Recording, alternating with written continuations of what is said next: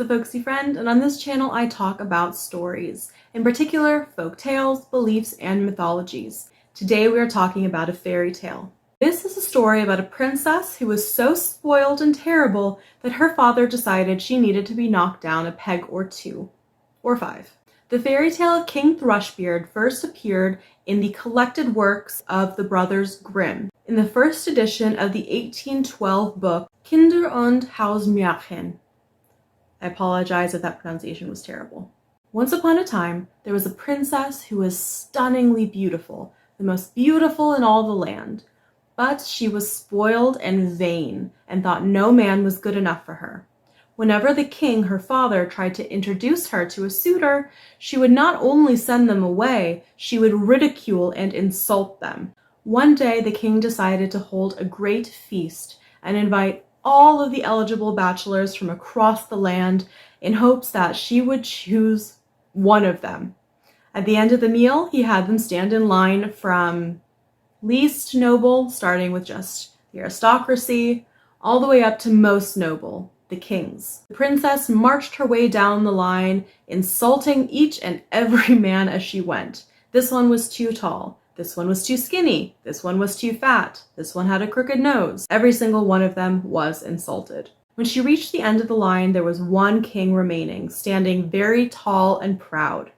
But she started laughing. Pointing at his chin, she cried out that he had a crooked chin, like the beak of a thrush. And since that day, he was known by the nickname King Thrushbeard. Seeing his daughter embarrass him by insulting every single one of his guests and every single one of her prospective suitors, the king finally had enough. He snapped and told her that she had done enough damage. He was going to marry her to the very first beggar that came knocking at the palace doors. A couple of days passed, and a poor minstrel came to the castle to sing and hopefully earn a little money. The king ordered the guards to bring the man in and allowed him to sing for the court. When the minstrel was finished, the king said his payment was marriage to the princess. He didn't seem to care to ask the minstrel's opinion on this. Ignoring the princess's protests, the king summoned a priest and the princess was married on the spot. Once the couple were married, the king turned to his daughter and told her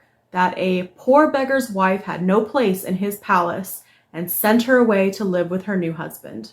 The minstrel took the princess by the hand and led her to his home. On the way, they passed a great forest, a beautiful meadow, and a large town, and each time the princess asked, "Who owns these things?" The beggar replied, "King Thrushbeard owns these things," and she cried and lamented that she should have just married King Thrushbeard. Finally, they came to the beggar's home, a tiny little hut in the woods. He told her to start doing chores, light the fire, get dinner ready, but she was completely useless. She knew how to do nothing. He had to teach her all the basics. Each day he made her get up early and work hard, until eventually they started to run out of food. So he told the princess that she was going to have to start contributing to the family income, make something to sell. First, he told her that she was going to weave baskets, but the willows cut her soft hands. Then he told her to spin yarn, but the thread cut her fingers. So he gave up and told her that she was just going to go sell the pottery he made at the market. At first, it went really well. She was pretty, people wanted to talk to her, they bought her wares, and she and her husband ate well. Till one day, she got to the market a little late and set up her wares on the corner and sat down with them. Unfortunately, a drunk on a horse stampeded by and broke all of her pots. Terrified and upset, she ran home crying to tell her husband what had happened. And he was angry with her. He said that she was stupid for having chosen to set up pottery on a corner where it was easily accessible to the horses. He then told her that her last chance was to go to the palace nearby, King Thrushbeard's palace, and see if they had a job in the kitchens for her. Then at least she could bring home kitchen scraps for them to eat. So that's what she did. She went to the castle, got a job as a scullery maid, and each evening they would send her home with a little jar of scraps for her and her husband to eat. One day, while working at the palace, the princess found out that it was the wedding of the king's eldest son. So the princess snuck up to see the finery. She watched the nobility come into the palace, all dressed up in their fancy clothes and jewels. She saw all that finery and realized how haughty and proud she had been and how wrong it was. Servants passed her on their way into the grand hall with delicious smelling food, so she begged and begged, and they gave her little scraps as they went, which she put in her food jar to eat later with her husband. She was about to leave when the groom entered, all dressed in fine velvets and silks. He saw her huddling against the wall, went over and took her by the hand. But she was horrified because she realized it was King Thrushbeard himself. She tried to run away in embarrassment, but he grabbed her arm and pulled her into the main hall. As he did so, the food jar in her pocket slipped out and broke, and her scraps went everywhere. Embarrassed, terrified, she wrenched her arm away and ran out of the hall. But before she could escape, he caught her again, dragged her back in.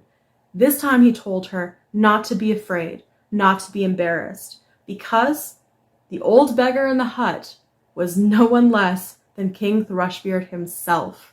He told her that he had fallen in love with her at first sight, but he had to do something about that attitude. So he and her father had conspired to bring her down a couple of notches by making her live and starve in this nasty little hut with King Thrushbeard disguised as a beggar.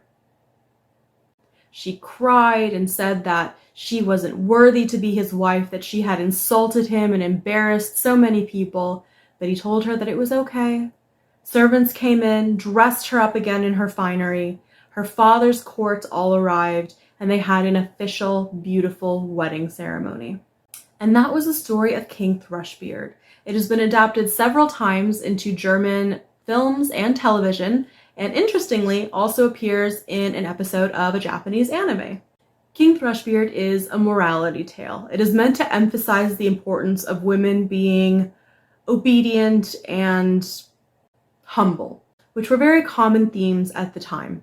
Although she definitely was not a kind person in the beginning, I can't say that starving her for a couple of weeks and lying to her was a particularly good approach. I read a very interesting article that said that King Thrushbeard was gaslighting her when he pretended to be the drunk, blamed her for the breaking of the pots and pans, sent her from job to job, expecting her to be grateful, to say, thank you so much. You've improved me as a person. I needed this, and essentially I deserved this treatment. Tell me what you think.